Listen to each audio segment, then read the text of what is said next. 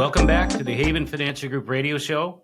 I'm Larry Kulvig, founder and CEO of the Haven Financial Group. On with Lance Larson, our CPA on staff, celebrating our 10-year anniversary. I want to point that out, our 10-year anniversary. And, you know, we're big into education. If you're interested in any retirement classes, go to havenfinancialgroup.com, see all the classes we're teaching, or call us at 612-504-8400. We'll tell you those classes. And wow, we do them in Dakota County Tech, different colleges, community centers, and we love our education center, Kim. I'm telling you, the fraud classes that we had with the local police department, what a hit. And now we're having Medicare classes, big changes in Medicare. And again, Isabella and Glenn are very busy learning all about the changes in that area. And I think Lance Larson actually is actually going to teach the Big Beautiful Bill update in our education center. So again, really big into education. You can never stop learning, because just when you stop learning, you get left in the dust. That is for certain. Congratulations on the 10 years. And thank you. I hope 25, 30, 40 more for right. you and everybody there at Haven Financial Group. We're talking about taxes this morning. We want to talk about how your home is taxed if you sell it. A lot of retirees decide it's time to downsize. They want to get out of that big house that maybe they raised a family in. Maybe they want to move to another state and it's time to get out of it. And there certainly can be some repercussions in times when it is more advantageous to sell than others, especially when we're talking about taxes. So let's talk here with Lance. If you're got a retiree and they come in and they say, listen, we've been living in this big house and it's time to get out of this darn thing and we're thinking about selling. We'd like to see some proceeds from it because obviously we've owned it for all these years and this was one of our biggest investments. What do you warn them about? What do you talk to them about? What are the steps they need to start to take? So, Kim, first thing we need to understand is the house that we're selling. What house is it? People come here and they say most of the time it's their primary residence that they've been. But there are times people come in and say, hey, we want to sell this rental property that we've had.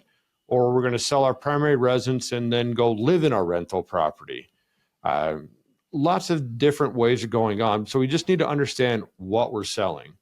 But for most people that we're looking to downsize our house, it has been our primary residence for many, many years. And so I kind of smile at this when people come to ask me because they have this big fear that they're going to owe a lot of taxes on selling their primary residence because they know about these capital gains. Mm-hmm. And capital gains, to put it very simply, is the appreciation that you have on an asset. So you bought it when it was worth very little, and now you're going to sell it when it's worth a lot more. That appreciation is the capital gain. And typically, our long-term capital gains are going to be taxed at 15% on the Fed side. Unfortunately, Minnesota doesn't give us a break, and every dollar is a dollar. So depending on what bracket you're in, usually going to be 6.8 or 7.85. If you have a lot of income, it can actually be the 9.85% on that. So people come in and just like, how bad am I going to get hit? And so then I start the discussion. And the first question I ask is, hey, has this been your primary residence for at least 2 out of the last 5 years? And then I get a strange look and they're like, well, yeah, Lance, we've been living there for the last 30. Mm-hmm. Okay, that's good. So at least 2 out of the last 5 years, because that's one of the rules we have. And then I start asking some ballpark questions. Well, what do you think you're going to sell it for? And how much did you buy it for? And have you made some improvements to the house over the years? And so we go through some numbers. We calculate out what that appreciation is. And then I get to say, well, for a married filing jointly couple, because it has been your primary residence for 2 out of the last 5 years, we get to use the primary home exclusion, which means we can exclude up to $500,000 of capital gains. And I just leave it there and watch the shock look on the client's face. And they're like, wait, what? Like, yeah, so we just figured out the numbers that you bought your house for like $300,000. Now it's worth $650,000.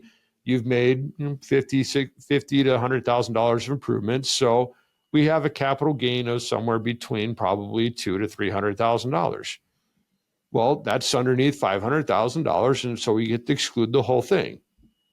They think about it a little bit more, and then they get to the realization that that means that they're going to be able to walk away with all their proceeds and not have to pay Uncle Sam anything. Right, right. Which has got to be one of the happiest days for a whole lot of people. No two ways about that. Let's say that, unfortunately, that's not the case for you, that you cannot use that primary residence exemption. So what happens then? Let's say you're over. So a lot of times if you're over it, it's just the capital gain is going to be on anything above and beyond that exclusion. Okay. And we can look at other ways we can try to reduce it.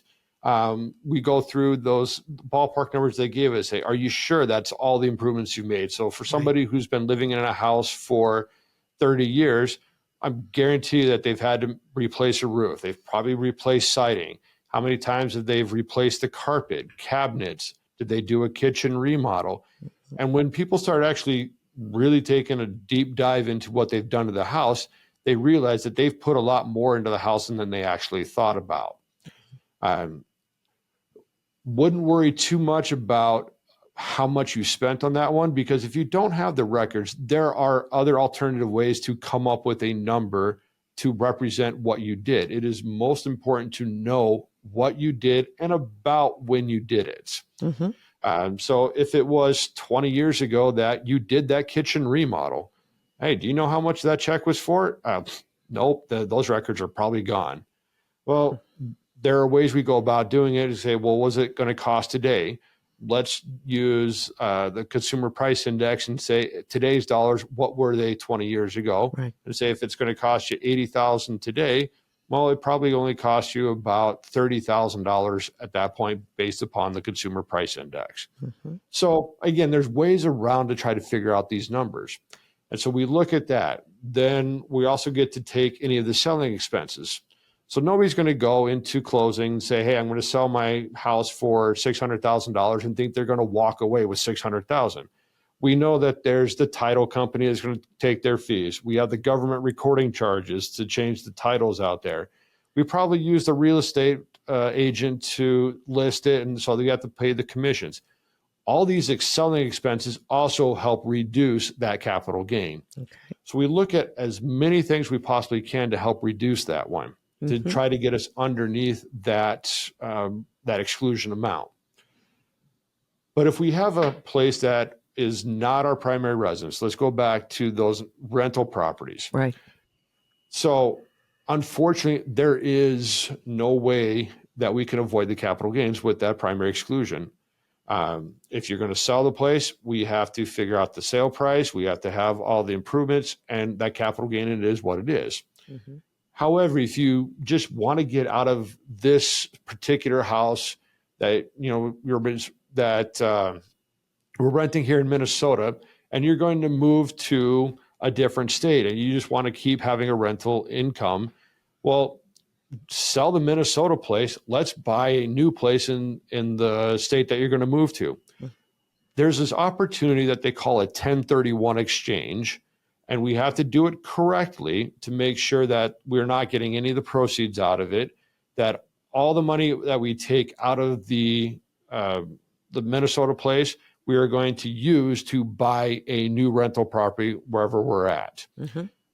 There's a few more rules. So if this sounds anything like that appeals to you, make sure you're working with somebody who understands these rules, because unfortunately, if you don't follow them 100% by the book, you can invalidate yourself and get stuck with a huge tax bill.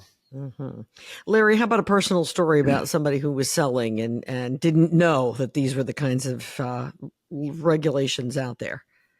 Well, we hear about it all the time just because there's very little tax planning done, and they just go about doing it, and then they get hit with a big tax bill. Right. Incidentally, the number one thing that we hear, because we are speaking a lot to those that are getting close to retirement, maybe getting a little bit older, is that, man, our knees are really hurting and we need to move to one level living. We hear that all the time because those steps, we just are not getting up and down, and it's not safe. So that may be you. So whether, your home is where your heart is or the other way around, if you're expecting to sell in the near future, some sort of home sale, rental sale, whatever that might be, there's more that goes in that decision. What's your financial situation? It isn't one glove fits all. Make sure you understand these key tax implications that could or maybe not happen to you, but make sure they're not going to. So if this is you, give us a call at 612-504-8400 or come on and visit with Lance. Lance is in this discussion.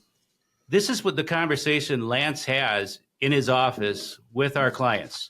He would have his whiteboard. He'd be standing at his whiteboard. He'd be writing these numbers down and also have a fun time doing it because he loves to make sure Uncle Sam doesn't get any more than they deserve.